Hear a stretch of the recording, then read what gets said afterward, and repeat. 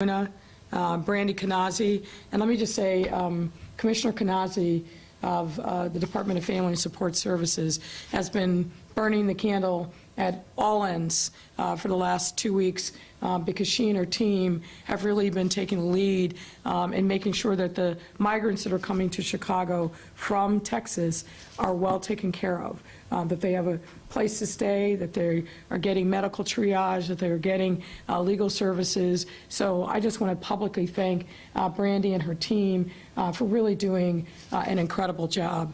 Let me also acknowledge my friend, Alderman Walter Burnett, and thank him for being here.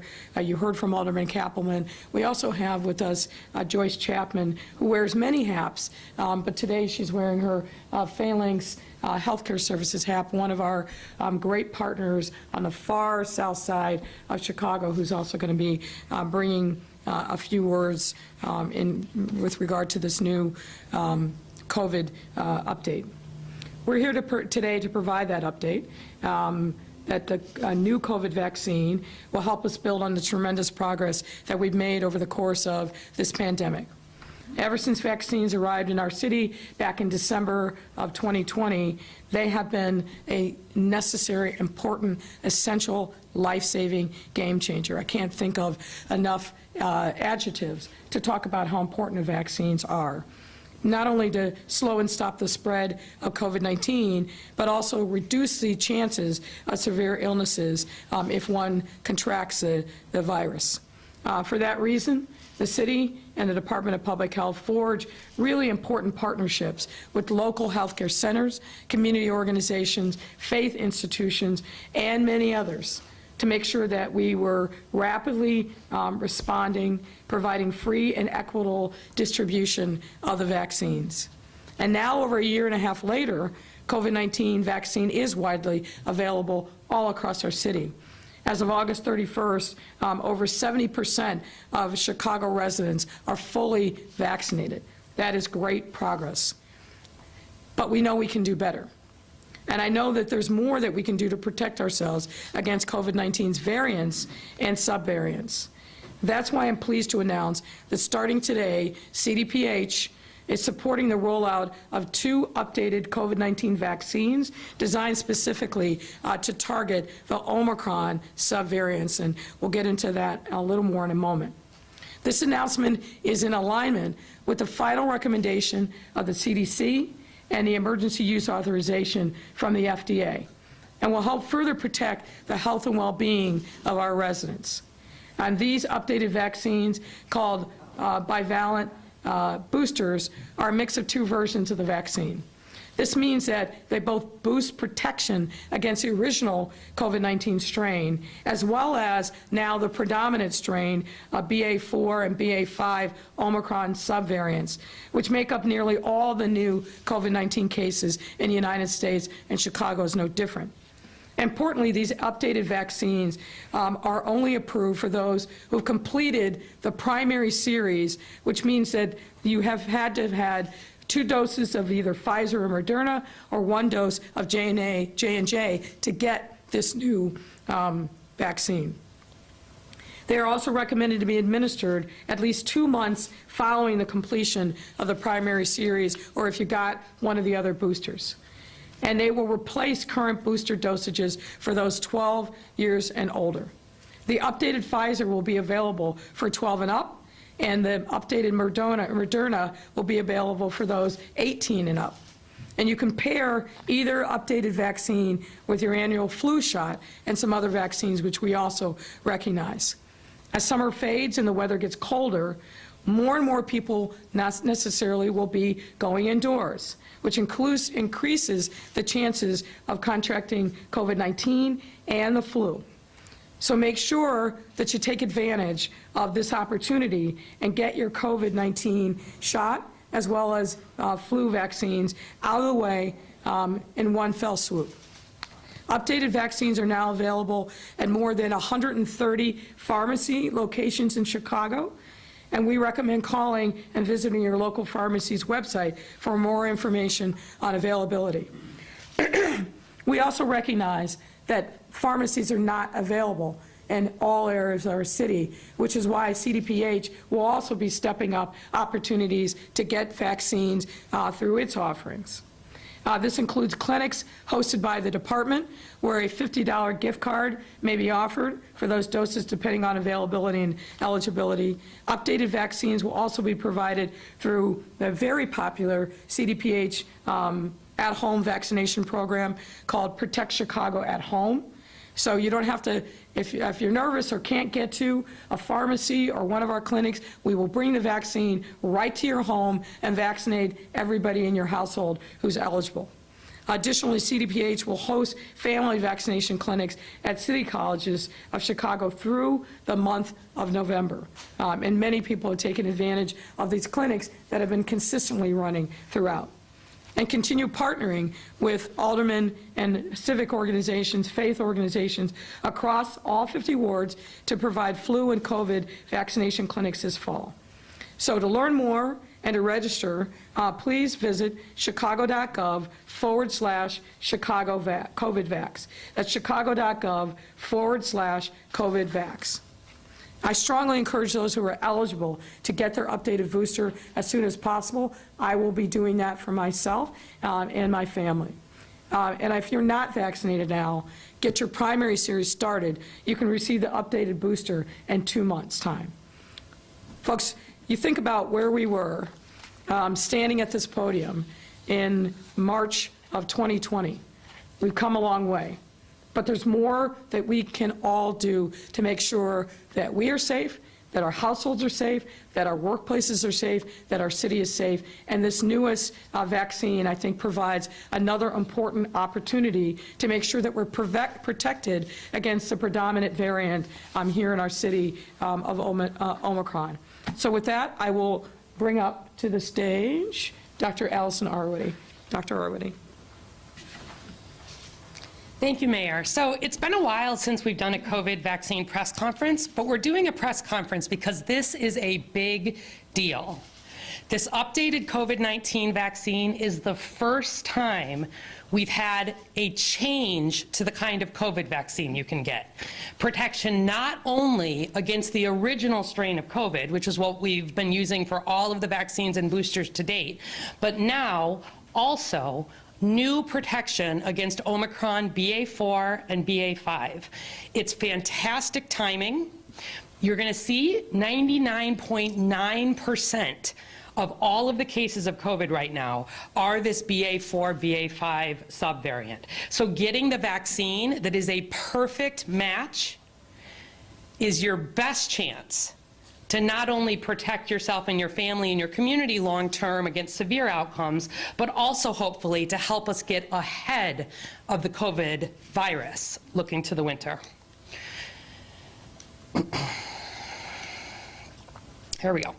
We are still in medium as a county and as a city, and I expect that we will likely stay in medium, but if our numbers are going up again, we may come back into high shortly. And about 80% of the country has been at either a medium or a high level. Last week, as you heard, the FDA, the Advisory Committee on Immunization Practices, and the CDC all gave this updated vaccine the green light. Maybe you could just hit play. Could you go ahead? A little bit of an issue, sorry. Just hit the clicker. All right, I'll just keep talking, no worries. When we get those going, it'll be fine. Most of Chicago is eligible for this updated vaccine. In fact, 77% of Chicagoans age 12 and up have had their primary series, which means 77% of Chicagoans right now can get this updated vaccine, and we want you to. There we go. All right, perfect. So that's about 1.8 million Chicagoans of age 12 plus. I want to just run through some frequently asked questions and underscore a few things that the mayor said. Who can get this updated COVID vaccine? Anyone over the age of 12 who has completed their primary vaccine series. Doesn't matter if you got a booster in the past, it does not. If you never got a booster, this is the one to get. If you got your updated booster all along and it's been 2 months, this is the one to get. When can you get that updated COVID vaccine? As long as it's been 2 months since your last COVID vaccine. Are there age limits? Pfizer is for those over age 12. Moderna is for those over 18. We may have an updated booster in the future for younger children, but at this time, they should just be up to date with all of the vaccines so far, and this updated vaccine is only for those over 12. Should I wait to receive the updated COVID vaccine if I recently had COVID? So some of you know, I recently had COVID in late August. I definitely had that BA.4/5, and you're not required to wait for a vaccine if you just had COVID, but the CDC says you can consider waiting up to 3 months from your most recent infection. Because I had my most recent COVID in late August, that means I will definitely get this vaccine before the end of November. And if we start to see the virus changing again, we start to see new variants coming, let me tell you, I'll get it sooner than that. Because right now, again, is the perfect match for this COVID vaccine and variant. How do I know the updated vaccine is safe? This updated vaccine uses the same technology as the prior Pfizer and Moderna vaccines, and those, of course, have been safely administered billions of times now around the world. There were human trials that were completed for an updated bivalent booster, the original plus Omicron BA.1 and BA.2. Those human trials were completed earlier this summer, and then they showed good antibody response, better protection, and no new safety concerns. The same side effects, primarily sore arms, sometimes short-term fever, that we've seen with the other boosters.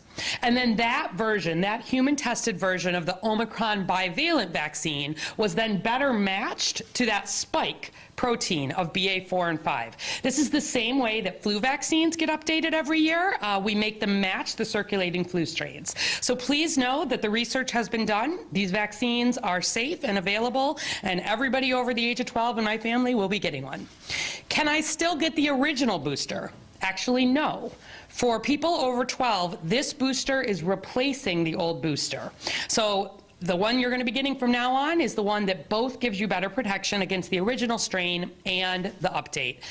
Individuals 5 to 11 can still get the original booster dose. And will it still be free? Yes, thankfully. The federal government is providing the vaccine, the ancillaries. You don't need government identification. You don't need insurance. This vaccine is free and available for everybody over 12. Why do we need an updated vaccine? So we know boosters have provided great protection against hospitalization and death for Chicagoans. You can go to our website and see Chicago data that shows, you see those two graphs there. The red are hospitalizations on the left and deaths on the right for unvaccinated Chicagoans. That big spike was last winter. The light blue are those who had gotten their original vaccines but not a booster, and that bottom blue are the booster. And so you can see that just since the Omicron variant has been dominant in Chicago, unvaccinated people more than 3 times as likely to be hospitalized as those who have been boosted, and about 6 times more likely to die than those who have been boosted. So the original vaccine helps, but boosters matter, and this is by far our best booster and our best updated vaccine. Why else do we need an updated vaccine? So as you heard, it's a mix of 2 versions of the vaccine, and more than 99% of the COVID cases right now are caused by those subvariants. So this gives us a chance to get ahead of the virus. If we can get a lot of people protected right now from the variant that's circulating, we'll see fewer transmissions and hopefully less emergence of new strains, which is what we really are concerned about heading into fall and winter. And finally, we need an updated vaccine because we're seeing a lot more people get reinfected. People who had COVID in the past getting COVID again. You can see on this graph here, that blue line shows the percent of COVID infections in Chicago that have been second or third or even fourth infections. And before Omicron, consistently about 2% of our cases were people getting infected for a second time, probably people who didn't have as strong of an immune response. But with Omicron, we saw that really shoot up. And with BA4 and 5, even if you had an earlier version of Omicron, if you had COVID in January or February, we're seeing people get infected again right now with BA4, 5. So really critical to get that updated vaccine. If we look just at the last 6 weeks, 36% of our reinfections are people whose previous case was during Omicron. So if you think you're counting on, I've had COVID, I've had a prior vaccine, I don't really need this updated vaccine, please don't count on that. Getting this vaccine gets you the best protection we've had yet, and it will help protect you even if you had Omicron this year. This couldn't be better. 99.9% in green and blue here of our cases across the Midwest and in Chicago are this BA4-5, and it's the same thing in the US, 99.9%. Couldn't be a better match. We would love it if our flu vaccine were this good of a match. We just need people to make the decision to get up to date. So finally, will I be able to find an updated COVID vaccine? Yes, you will. We have been allocated about 150,000 doses in Chicago from the federal government just over this first week, with more following as we use supply. That's about 20 times the amount of vaccine we were able to get at the beginning of the rollout, and so there is no prioritization. We, of course, most need those over 65 to get vaccinated, but you are eligible and can get a vaccine this week, even if you are 12 or 13 or 14 years old, and we would love to see you do that. We've got 90 retail pharmacy locations that are receiving vaccine in the earliest shipments, and about 170 will have received vaccine in Chicago by the end of this week. So thanks to the team and all the partners. That's not just the CVS and the Walgreens. That includes your grocery pharmacies, smaller pharmacies. We know that most Chicagoans have gotten their vaccines through pharmacies, and so we put about half of the vaccine there. We've worked hard to make sure long-term care facilities are getting vaccine. Of course, those are our highest risk individuals. And then we've been working with hospitals and other providers that serve high risk individuals. We've got about 45 healthcare sites that will have vaccine in this first week, and then many more adding in weeks to come. And then, of course, our federally qualified health centers. Protect Chicago at Home. We are prioritizing at-home appointments for older Chicagoans, those who are homebound, and those in our least vaccinated zip codes. We're working with congregate settings and senior settings like Department of Family and Support Services senior centers. CPS is receiving vaccine through its provider, and then we will be having family vaccination clinics. We will have both updated COVID vaccine and this year's flu vaccine, and we are more than happy at any of these sites to start you on your COVID vaccine if you didn't get your original, and then we can bring you up to date. This Saturday, we will be hosting the first 2 large clinics at Olive Harvey College and Arturo Velasquez Westside Technical Institute, Saturday 9 to 2. You can sign up on chi.gov/COVIDvax, and then lots of equity-focused work, as the mayor said. Through our Healthy Chicago Equity Zones, we'll hear from Phalanx. Aldermanic sites, thanks to these and other aldermen, we will have at least 1 vaccine location in every ward. We're doing faith-based work. We're working with the Community Safety Coordination Center. Swaparama is going to continue. That's a very popular location on Sundays. We're going to have City Hall clinics, some other clinics for city employees. CDPH will be hosting some clinics. Our mobile caravan will be out. We have some focused CPD and CFD first responder clinics, and then working with Blue Cross Blue Shield for some Blue Door events. This is just to give you a sense. The blue dots are pharmacies, and you can see that pharmacies in Chicago are really quite concentrated in the Loop and in the North Side area. And so we've worked to fill in hundreds of other dots across the city, and you can go to our website to get a sense. But I want you to hear that no matter where you live in Chicago, there is vaccine available for you near your home, and we believe you can bring it to your home if it's some of the areas where there are not as many pharmacies. And so just finishing with that, With the updated vaccines, Protect Chicago at Home is, you can sign up through chicago.gov/at-home or give us a call at 312-746-4835.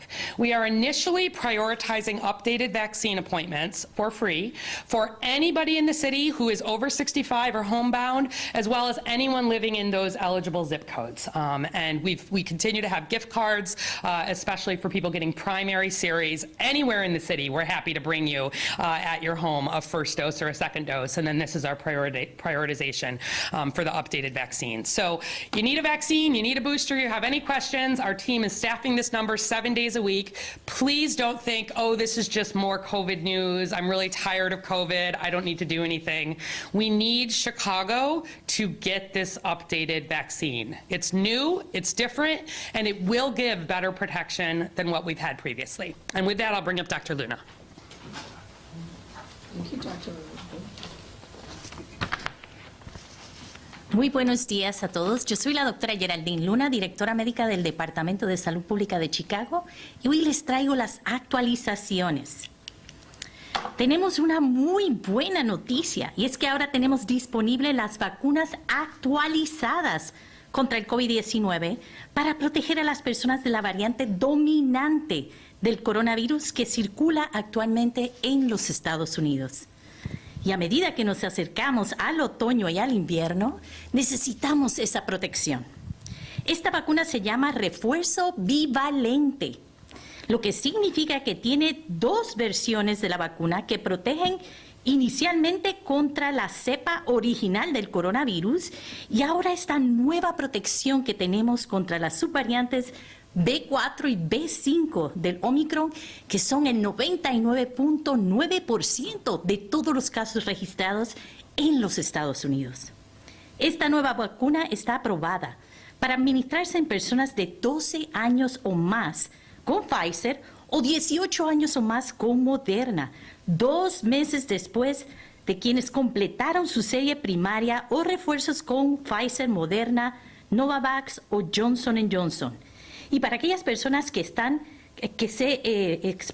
tomaron su serie inicial con cualquier vacuna aprobada por la ONU o la Organización Mundial de la Salud, si viene del extranjero.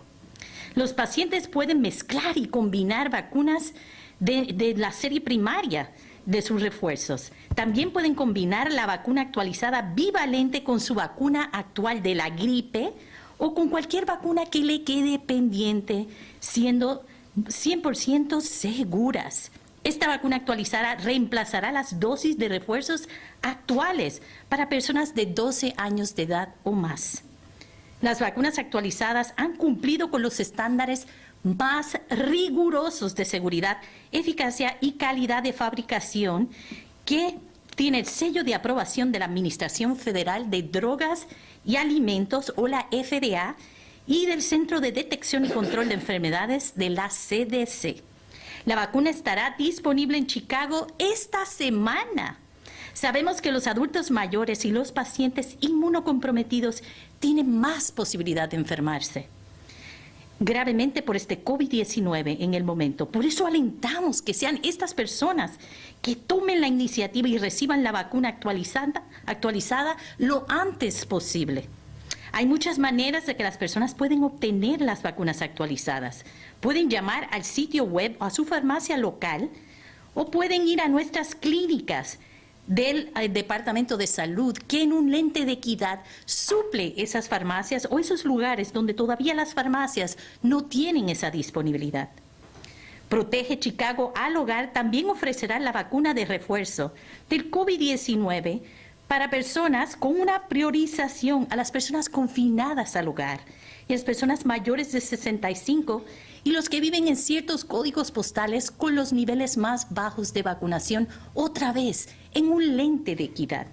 Y todas las clínicas corridas por la ciudad están dando el incentivo de los $50 por vacunación, dependiendo la disponibilidad y la elegibilidad que usted tenga. El Departamento de Salud también tiene toda esa información disponible a través de citas al hogar o directamente en nuestras clínicas en chicago.gov/@home O también puede conseguir las citas en Chicago o chai.gov/COVID-vax o llamando al 312-746-4835 si no tiene conectividad. Le hablamos en el idioma y la cultura que tú y yo entendemos. El Departamento de Salud extenderá ahora las clínicas de vacunación familiar en los City Colleges o los colegios de Chicago hasta noviembre, ofreciendo vacunas contra la gripe y contra el COVID-19 con Pfizer y Moderna para niños de 6 meses en adelante. El horario es de 9 a 2 de la tarde. Se recomienda registrarse, pero si no puede, las citas ambulatorias también son bien recibidas. Estas clínicas empezarán a dar la vacuna actualizada en Olive Harvey College y también la tenemos disponible ahora en Arturo Velázquez. Así que por favor, apersónense y lleguen y tomen su vacuna actualizada. El CDPH o el Departamento de Salud se está asociando con concejales que tenemos aquí presentes para incluir la vacuna actualizada del COVID-19 hiperlocalmente donde usted viva. Estas asociaciones incluyen clínicas del Departamento de Servicios Familiares y de Apoyo y otros que tengan entornos congregados para hacérselas llegar a las personas que más lo necesitan con el mínimo de accesibilidad, a menos que nosotros se la hagamos disponible. Vea el calendario completo. Encuentre toda esta información en chicago.gov/Vax Calendar o chicago.gov/COVID-Vax para más información, para encontrar su vacuna. Así que gracias y cuídate, Chicago.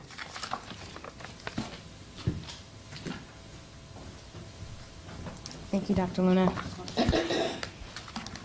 Good morning. My name is Brandy Kanazi, and it is my honor and pleasure to lead the Chicago Department of Family and Support Services. Our department works to support some of the most vulnerable residents in Chicago, as well as the community-based organizations that serve them. We serve vulnerable and at-risk children, youth, survivors of gender and domestic violence, individuals experiencing homelessness, seniors, and more. All of these populations have faced serious challenges during the COVID-19 pandemic, and we worked with countless partners to ensure individuals had the resources they need to navigate such unprecedented times. These lessons learned from COVID were abundantly clear and real in terms of the impact it had on our seniors, medically, socially, and economically.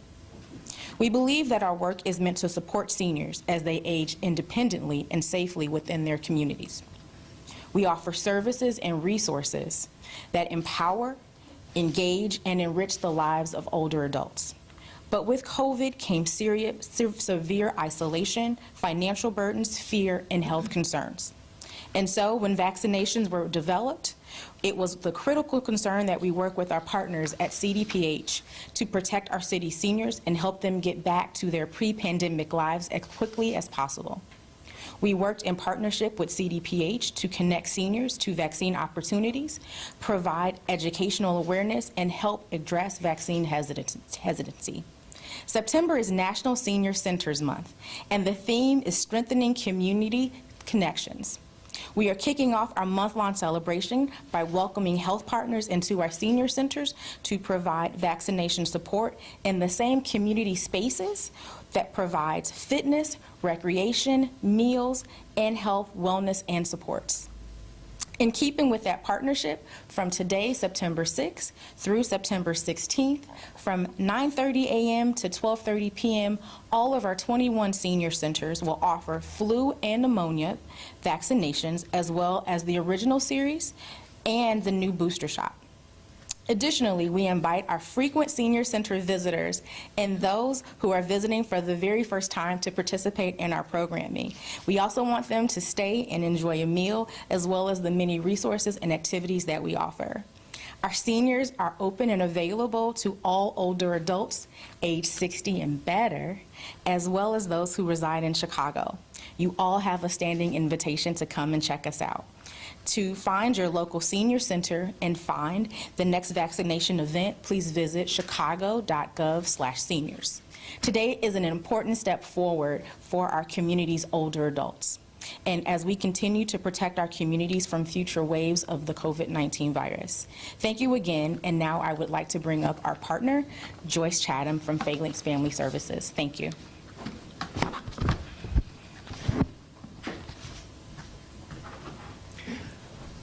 I gotta check and see if it's still morning. Good morning, everyone.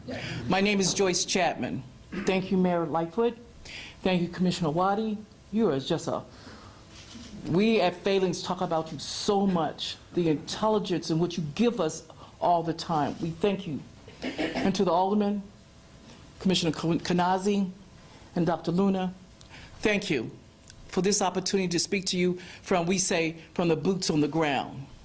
We are that Phalanx Family Services, located at 837 West 119th Street. Over 15 months ago, we were asked, well, our CEO, Tina Sanders, and our Director of Operation, Laura Bailey, was asked to partner with CDPH. Then they tugged me along and said, Joyce. I said, what? They said, Joyce. And we came to the meeting, Dr. Arwady, and from there we became the Far South region for Healthy Chicago, Equity Zone, for the City of Chicago, and in what is such a great pleasure to serve. We have 11 community organizations that work with us, from Hegwish to South Deering, to East Side, to Calumet Heights, West Pullman, the greater Riverdale community, what back in the day they called out there on 130th Street. We have they're going to kill me if I do not mention them. Washington Heights and Morgan Park and Roseland. But at the end of the day, everyone, we are there to provide the services, to host events. Dr. Arwady mentioned about incentivize our people. We have a $50 gift card for the first, second, and or booster. Now, since the new booster came out, and I'm 66 years old, they could come to my house, Dr. Arwady, and they can incentivize me, because I never got an incentivized card. But it's very important. I'm not making light of any of this, but it's very important that everyone take a, as Laura Bailey tells me all the time, Joyce, sometimes you might have to pause, pivot, and turn. And that's what we're doing with the new booster. Pause, pivot, and turn. So our community leaders are out in the community every weekend, every day, dropping literature, letting people know about the new information that's out here. So please, City of Chicago, we are 6 regions, but we serve the mighty, mighty City of Chicago. So please, take heed about this information about this new variant, this new boosters that's this new vaccine that's coming out. It is out, and we're ready for it. So come visit us at 837 West 119th Street. Although our number's not up there, but you can contact us at 773-291-1086. I thank you so much. Before I take your questions, I want to take personal point of privilege and say happy birthday to my mother, 94 years young today. All right, happy birthday. Happy to take your questions. Thanks, Mayor. And members of the media island, I will come down and give you the mic. 2 questions per reporters. We'll start with On Topic with Sean Lewis from WGN. Good morning, Mayor. Good morning. Let's talk about how this is going to be rolled out, because I think a lot of people have questions on if they will go make their appointment this week, if they're going to be getting the old version of the booster, the new version of the booster. How confident are we that they will be getting that newer version if that's what they want? No. If you have already completed your first series, meaning you got Pfizer, Moderna, or J&J, and you got the completion, 1 shot with J&J, 2 shots with either Pfizer or Moderna, you are eligible if you're 12 years old or up. So obviously all of the clinicians that are going to be administering the shots know exactly, they'll ask those questions. Obviously people should be bringing their booster cards, and then they'll know exactly what to do. And unlike last time, it's open to anybody who's 12 years and older. There's no tiering, there's no prioritization. We just want people to get this new booster. We're going to be placing clearly great emphasis on those that are 65 or older, those with underlying conditions. But this is open and available at pharmacies and clinics all over the city, and we're ready to go. The positivity updates, I know we're doing a lot with the storm sewer, or rather the wastewater sewage as opposed to testing, because a lot of people are not reporting their at-home Right. tests. How is that going and what is it showing right I'll now? ask Dr. Arwady to come up and answer that question. Sure.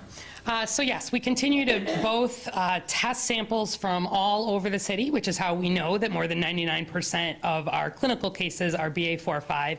And, excuse me, we've been doing wastewater surveillance. So we both sample from the 3 large plants that kind of serve the whole city, and then we have 10 areas across Chicago that do a more focused sampling.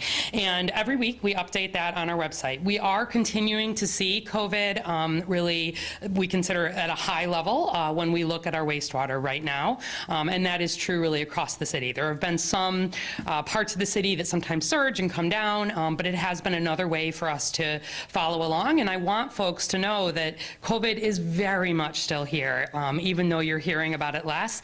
We see it in the wastewater, but this particular vaccine is a perfect match, again, for what we're seeing in the wastewater, for what we're seeing in clinical samples. And so right now is the time that we need people to step up and get that updated vaccine.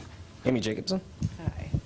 Good morning, Mayor, Morning. and happy birthday to your mother. Oh, thank you. So the vaccine mandate that's in place for Chicago firefighters and police officers, how does this booster fit in with that? It doesn't change anything. Our policy is still the same. Obviously, we're about, I think, 89% of our city employees who are vaccinated. So we just encourage those who have already gotten and completed their series to complete their series, to get this latest booster. Okay, and for a real quick follow-up to that, are you keeping the vaccine mandate in place for firefighters, police, CP, Chicago Public Schools? We are teachers? not changing our pre-existing policy. You can ask one more. Okay. So over the weekend, when the second busload of people came here from Texas, you said instead of having to guess who's coming, who's not, how many, and what are their needs, that's what mayors along bordering states and the governor of Texas have to deal with on a daily basis. So why not call on the federal government, President Biden, to try and work on border security? Well, look, I think that we all need to collaborate at every level of government, but the difference here is, yes, you don't know when you're in a border city, a border state, exactly who's coming and when, although I think the intelligence on that has improved, but this is entirely within the knowledge of the Texas governor, who he's putting on buses, when they're coming, what their specific conditions and needs are. So the same thing he's saying, hey, I need more help, well, so do we. He's treating these human beings like freight, and like we don't need to know exactly what's what so that we can make sure that we have proper accommodations for them. All this is about is a manufactured political crisis. It doesn't need to be this way. If you really wanted to show leadership, leadership would be saying, regardless, I'm going to stand up and I'm going to do X, Y, and Z, and I'm going to then cooperate with the cities and towns and states that I am sending people to. There could be a lot of collaboration that works to the benefit of these poor souls that in many instances have been on the road for months seeking refuge from violence, from lack of economic opportunity, from starvation, all the vestiges of poverty and violence that we see, unfortunately, happening in home countries. We all should be on the same page, helping to support human beings who are in search of the same thing that we enjoy as Americans, which is safety and freedom and the ability to just live our lives. But instead, what he decides to do is just spring it on us, put a bunch of people on a bus, and not care about the consequences. I cannot in good conscience, as a mayor, as a human being, as a person of faith, not care about what happens with these folks. So better collaboration, better communication would go a long way in making sure that we're all reaching the same objective that we should be, which is making sure that these people who have a right to seek asylum in the United States are provided with safety and security when they get here. Sarah Schulte, ABC. Back to the vaccine. Dr. Arwady might want to answer this, I'm not sure. But of the 77% of the Chicagoans who are eligible for the vaccine, What percentage of those do you think needs to get this new booster to avoid a surge in the fall and winter? I don't have a crystal ball, of course. I would love to see 100% of the people get this vaccine who are eligible for it.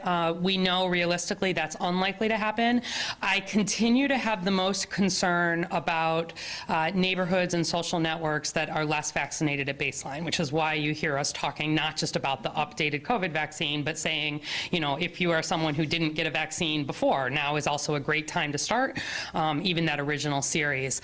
I do think it is likely that we are going to see some COVID surge this fall and winter. We would be very lucky to avoid that, but if you look both of the past 2 years, we have seen that surge. The big question for me is that surge Omicron BA.4 or 5, which we can be very, very protected against now with this new updated vaccine, or will we see the emergence of a new variant? And I don't know for sure. So I think we're in a very good place unless we continue to see very rapid emergence of variants. And so getting vaccinated right now with this updated vaccine is not just about me and my protection, it's about making it harder for new variants to emerge. And so the reason we're emphasizing this so much is that we can't completely control what happens in flu in the winter season. I do think we'll see probably some issues with COVID, but the more people who can get protected right now against the strain that's here right now will, I believe, help limit that surge. Allison, if I can, I want you to do two things. Explain to people about how the variants spread and why a host who's unvaccinated is a perfect place for the variant to spread. And if I can we go back to the slide that showed what happened in the city during the Omicron initial surge in December and January? Almost, yeah. There it is. Yeah, and this, we update this every single week on the website. So, first of all, viruses mutate. This is what they do. They evolve like any other living organism their goal is to mutate and change and live on. And the way they mutate and change is every single time COVID is spread from one person to another, there's copies made of the virus, and those copies get mutations in them.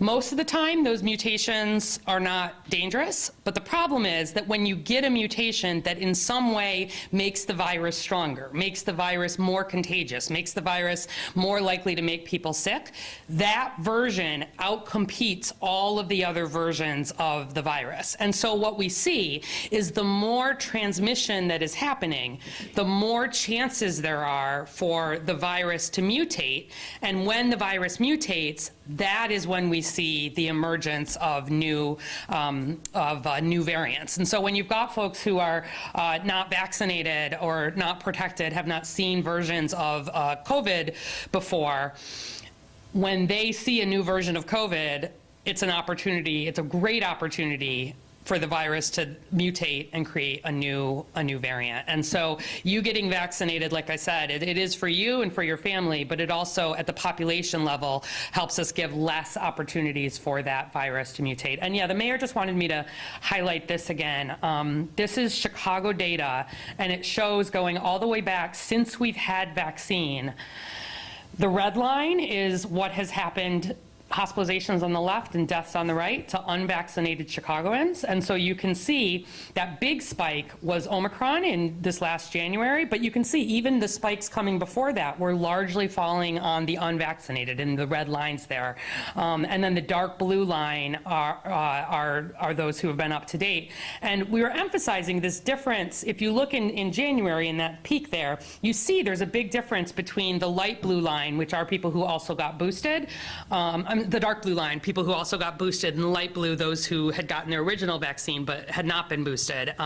We know boosters are important. We know boosters are even more important when folks are older and have underlying conditions. And I want to see, to your question about what happens with potential surges to come, I would love to see it look like that dark blue line, right? And the red line are folks who are unvaccinated. The light blue are people who got the first vaccine. The dark blue is what we saw in prior surges when folks were boosted. And so let's look like a dark blue line here in Chicago, see very few hospitalizations and deaths, no matter what might come this winter. If I can just put a finer point on this, we lost a lot of Chicagoans who died needlessly, in my view, because they weren't vaccinated. So this gives us, I think, another opportunity to emphasize to folks, COVID's still here. People are still dying every single day of COVID in Chicago and across the country. This gives us another opportunity to remind folks, this is not the flu. It is much more serious, it's much more contagious, and unfortunately, it's much more deadly. So we've got to get people vaccinated. I actually asked Dr. Arwady this last Thursday, but let me ask you this. Okay. I mean, how worried are you that people aren't going to get this shot? I mean, booster rates are still incredibly low. Even the primary series is low among African-American men. I mean, Well, what is, and I know you've laid everything out here, but how worried are people? I just talked to some people last week, man on the street, I know very unscientific, but there were people that said, you know what, I did the 3 shots, I'm done. Look, I get that there's COVID fatigue. There was COVID fatigue in 2020 and 2021, but COVID's still here, it's still contagious, it's still deadly. And I think we've got to continue to do everything that we can as a city government with our partners in the neighborhoods, the healthcare centers like Phalanx, like the other Healthy Chicago equity leads, to bring home the message that you are doing yourself, your family, and as Dr. Arwady said, our entire city a favor, because COVID spreads so rapidly. We've got to make sure that we continue to be diligent in getting people vaccinated. This booster is specifically tied to the Omicron variant that is the predominant, as you saw from the charts. So it makes sense to get this. As I said, I'm going to get it as soon as I can, and I'm encouraging others who are eligible to get this booster as soon as you can and be protected against the predominant variant that has been here in Chicago now for some months. Craig, ABC. There you go. Sneaking up on me. I must say that I did like the comment about 60 or better from earlier. I believe that was. I like the reference there. Mayor, I wanted to ask you, first of all, if we get your reaction to Sue Garza announcing that she's not going to run for a second term. And just in the bigger context, too, we've got about a quarter of the council that's going to be turning over for one reason or another. I think more to come. And more to come.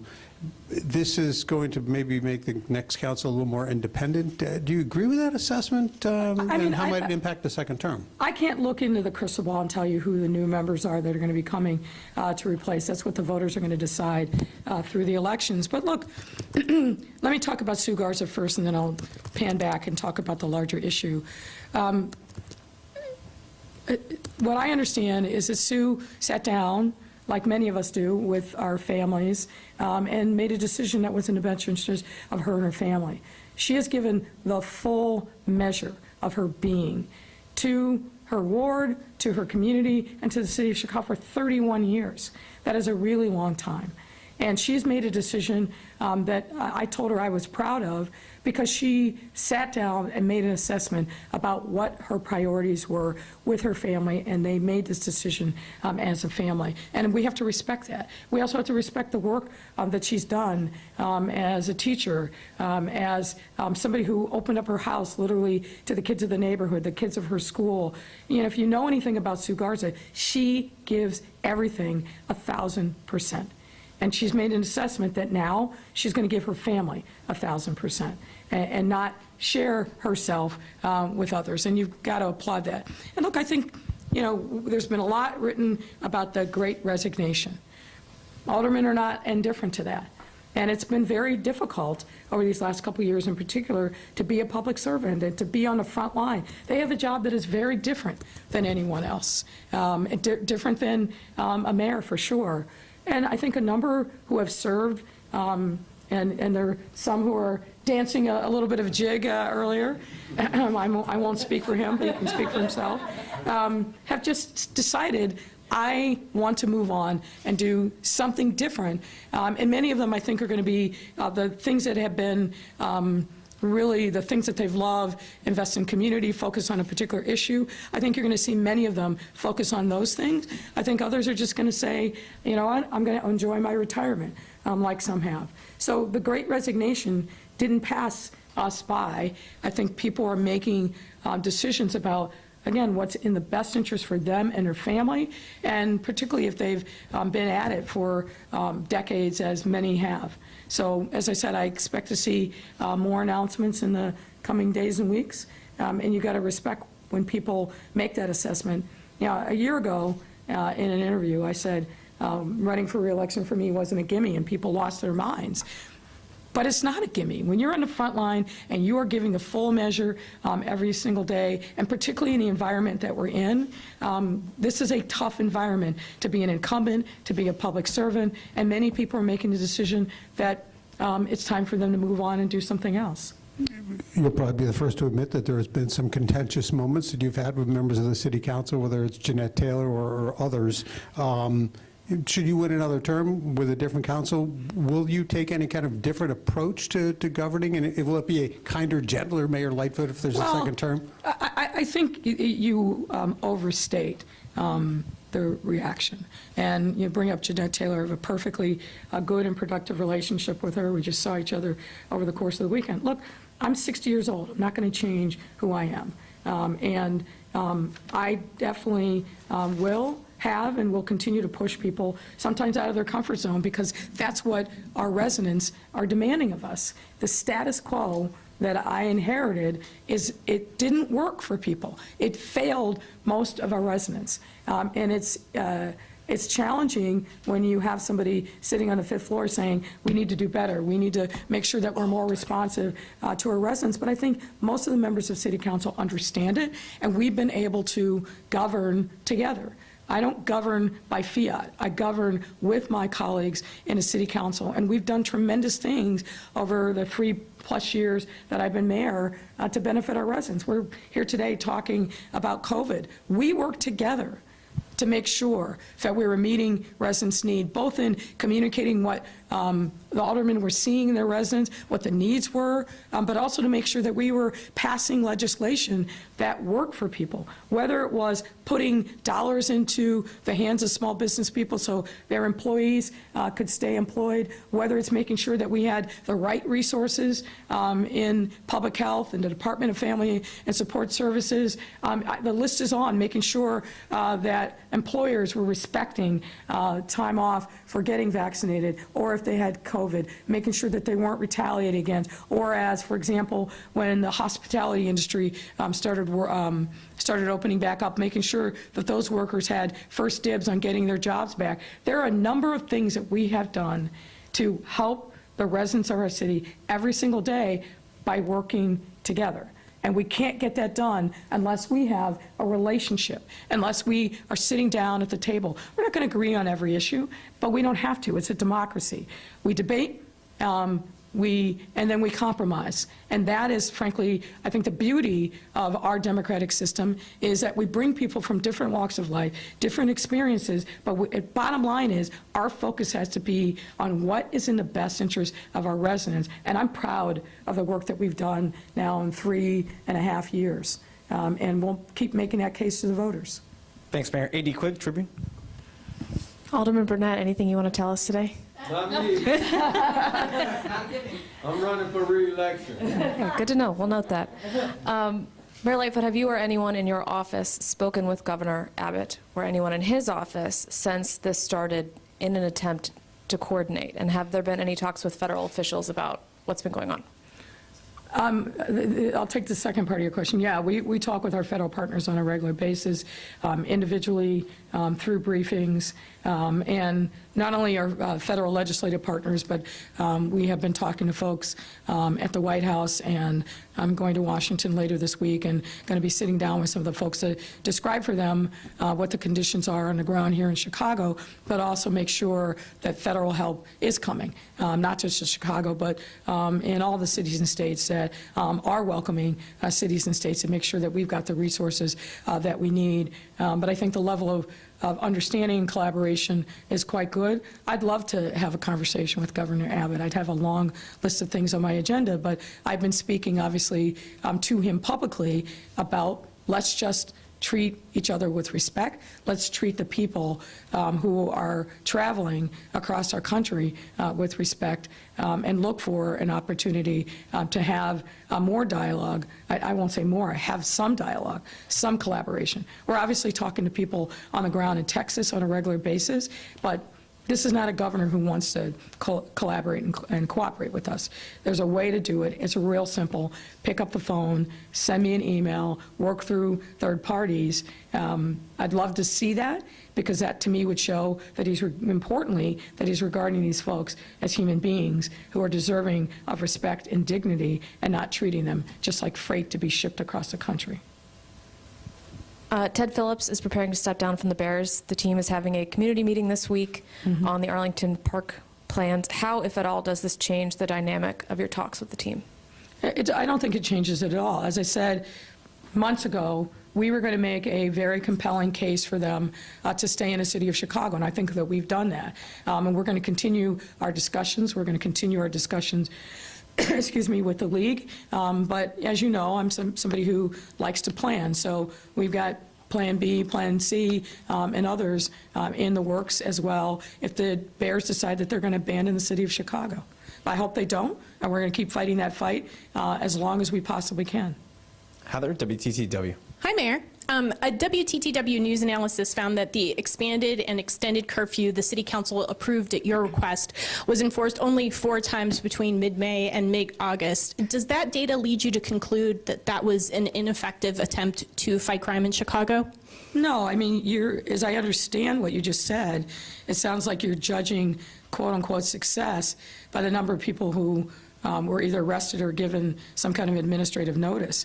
I don't view it that way, because as I said at the very beginning, this is not about being punitive at all. What I think we have to accomplish, and I think we're making and seeing strides in that direction, is number one, reminding parents that there is a curfew. When we were initially talking about this, a lot of parents didn't even know that there was a curfew. Number two is making sure that the young people themselves know that there's a curfew. And the bigger issue is making sure that we shut down as many of these big, huge gatherings where young people were traveling aimlessly across the city and not respecting themselves, others, or property. And I think we've seen a significant diminution in a number of those incidents since we did a full-throated public engagement campaign and changed the curfew. And remember, what we did is we made the weekend hours the same as the weekday hours. So that small gesture, I think, and that small change, I think, really benefited us. And look, and the other thing that I hope you talk to some police officers about this, excuse me, the vast majority of kids that are out after curfew, and policemen see them, they say, hey, it's curfew, you need to get on home. And young people say, okay, I'm on my way. That's what should happen. I don't want to put kids in handcuffs and arrest them. That's not the point. The point is to make sure that their parents knew, that the parents are taking responsibility and educating the young people, that they know where they are and who they're with, and that we reduce the incidences of young people in large masses causing challenges all across our city, to our neighborhoods, to our small business people, and frankly to themselves. And I think we've done a lot of good in that regard. On another topic, Brandon Johnson today took the first step toward running for mayor. I'm sorry, say it again. Brandon Johnson took the first step for running for mayor, challenging you. Your reaction? None. I'm doing my day job. There are going to be people that come, people go, people make announcements. I'm not focused on that. What I'm focused on is making sure that I do what the voters elected me to do every single day, that I deliver on the mandate that I was given, and that we educate people over the course of time about the things that we have done to benefit them. We're talking about COVID today, but we could talk about the amount of resources that we put into mental health, 10 times the amount of resources that were dedicated to mental health from the time that when I started. We can talk about, frankly, the progress that we've made in public safety, and I'm proud of that work. We could talk about the work that we've done around affordable housing, making sure that people aren't living in stable housing situations, what we've done through the pandemic to help with rent relief, what we've done on economic development, and how our city is probably the best positioned in the country as we recover from the pandemic and walk towards prosperity. There's a lot to talk about, so I'm focused on those issues and not who may be taking another step to get into the race. And my last thing I'll say is this. It's real easy from the sidelines to be critical, to say that things aren't working right. I think what Chicagoans want is a vision for the future that shows the brightness on the horizon, not creating some dystopian view of our city that is inconsistent with the reality that people face every single day. Do we have challenges? Of course we do. Are we working on those every single day, every week? Yes, of course we are. But there's a lot of good things that are happening in our city, and I'm going to remind people of that as well. Thanks a lot, Mayor. Thank you, everyone. That's a wrap. Thank you.